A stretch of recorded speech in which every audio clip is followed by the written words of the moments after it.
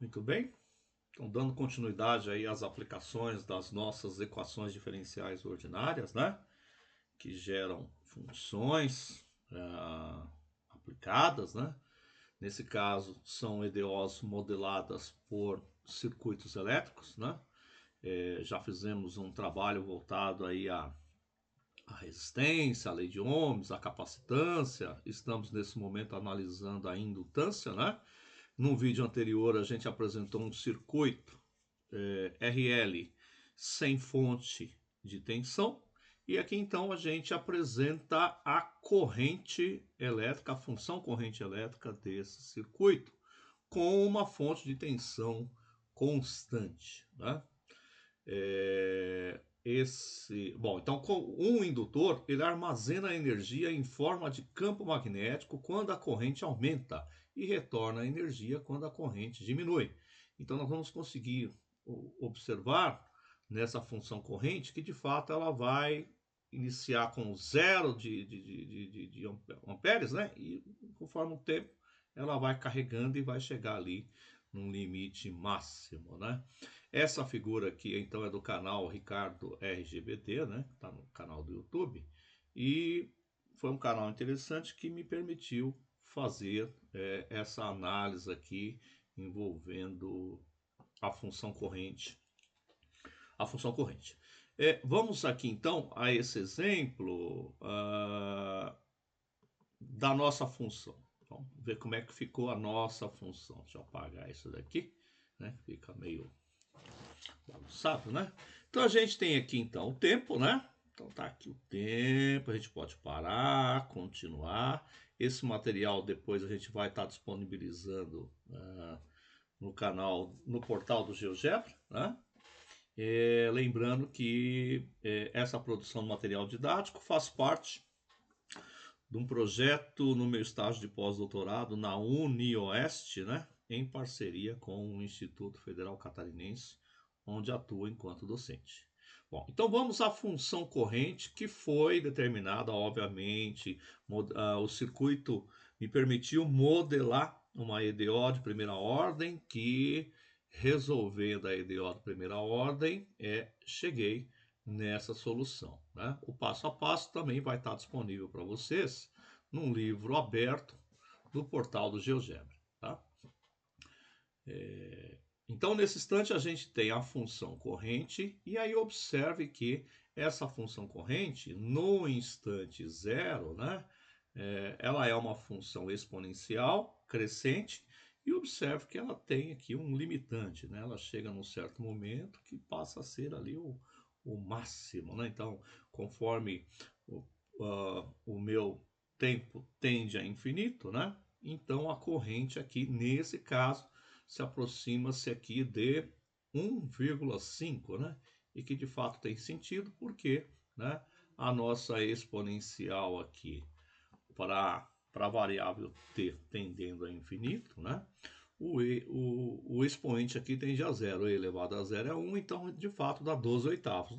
12 oitavos é exatamente 1,5, que é a nossa corrente elétrica nesse instante, 1,5 amperes. Né? Bom, aqui então surgem algumas particularidades também interessantes, que é a seguinte. Ó, então vou iniciar aqui só para a gente observar passo a passo. Então olha só, surge aqui o primeiro tal, lembrando que tal é a constante de tempo, né? A constante de tempo nesse instante, então um tal está dizendo que a corrente elétrica, tanto no resistor quanto no indutor, né, ela corresponde a 63% do carregamento, né? Ou seja, ou melhor, né, a corrente elétrica está aumentando, então obviamente está carregando, está armazenando energia, né, no indutor, né? Então nesse instante a gente tem 63% da corrente máxima. Né? Então a corrente máxima nesse instante é 1,5, então nesse instante 1,02 amperes representa 63% de 1,5. Né?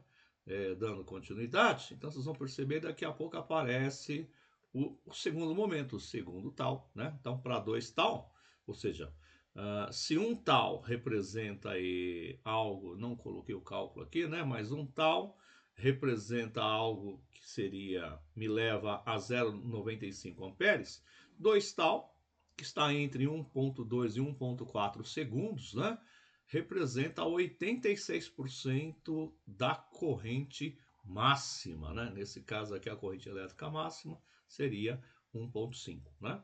E aí segue, né? Então, dando continuidade aqui, a gente chega no certo momento do instante 3 tal, né? 95%, 4 tal, 98%, né? E fechamos em 5 tal com 99%. Algo muito próximo aí de uma corrente elétrica de 1,5, né?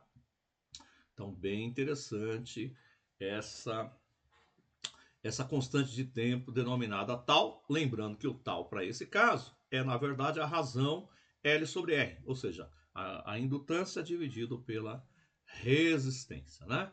Lembrando que o tal aqui na nossa fórmula, ele aparece aqui no nosso expoente. Ó. Então, o tal nesse instante é 0,6. 0,6 alguma coisa, né? Óbvio que passou aqui do 0,6. Bom, e aqui está representando uma casa decimal. Mas é isso, né? Lembrando que aqui no GeoGebra também nos permite, né, fazer alterações na tensão. Então, nesse instante, é para uma tensão de 12 volts, uma resistência de 8 ohms, né, e uma indutância de 5,1.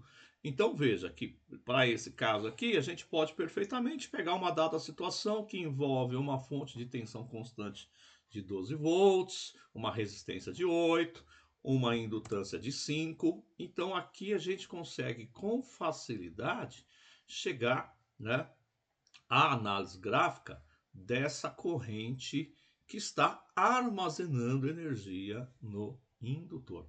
Então, uma bela aplicação voltada aí às nossas equações diferenciais ordinárias, né?